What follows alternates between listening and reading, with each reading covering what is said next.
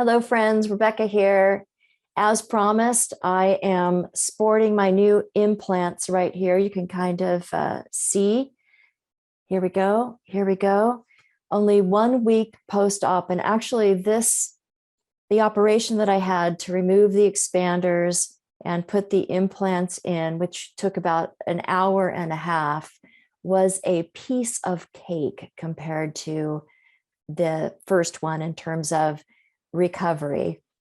And I think that little kitten, some of you know, a kitten, I say a kitten from heaven because that's the only reasonable explanation I can come up with for a tiny 7-week-old kitten showing up at 4:30 in the morning on the day before my surgery. We live out in the middle of nowhere. I mean, not nowhere, okay, Skagit County, but we live on 20 acres. Just to get to our house from the top of our driveway is quite a ways for a little kitten to travel. And then from the top of our driveway to any neighbor or any main road, again, it's a tremendous way.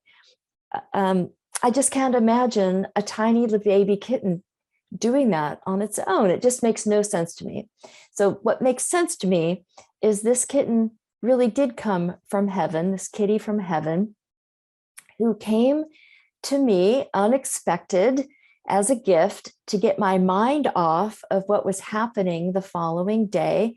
And I'll tell you what, there's nothing like a kitten walking around your house, crawling on things, hiding in things, and just doing fun, silly things and purring in your lap to get your mind off of every single thing in your life. In fact, I couldn't concentrate on anything else but this little kitten. I can see why people get addicted to those YouTube videos on cats. Totally understand that now. Anyway, I woke up in the recovery room. First thought, thank God I'm alive. Second thought, kitty, I need to get home to the kitty.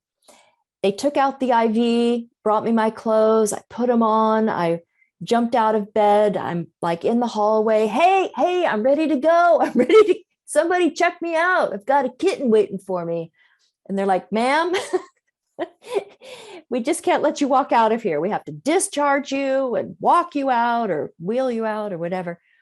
Anyway, the first thing I did was went home and got that little kitty in my arms and held it purring. It's just so darn cute.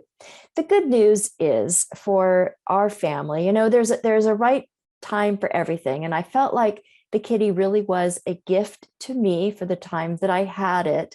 But I also felt that it was not the right time for our family, 2 elderly dogs with medical issues, and my husband, who admittedly is not a cat fan, to take on a kitten. We've never had one in our household before.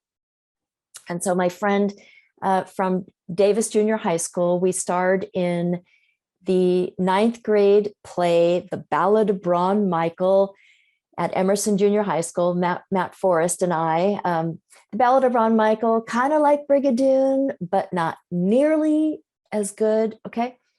But we've been friends ever since and reconnected on Facebook, the favorite app for people over 50. Matt calls on Thursday afternoon after my husband had gotten home from work, and I could just tell he's like, what is that cat doing? What is she doing? Where is she going? She's clawing up the furniture. She'll destroy the house. So I'm like listening to this, and then Matt calls and he goes, hey, how you doing? I know your surgery's tomorrow. How are you doing? Oh, I'm doing fine. Hey, I just wanted to check if you're still up for finding a home for the cat, because it turns out my son just lives an hour south of you, and he just called me on his way home from the vet. They had to put their cat asleep. They had to put their beautiful kitty to sleep, totally unexpectedly. This kidney failure, it was just, they were devastated. And I said, wow, perfect. Yes, have him call me. So when I got home from the hospital, I knew that I had only 24 hours left with this kitty from heaven. 24 hours later, Micah and Ren showed up with their cat carrier. And the minute they walked in the door, I thought, perfect cat parents for this precocious little princess.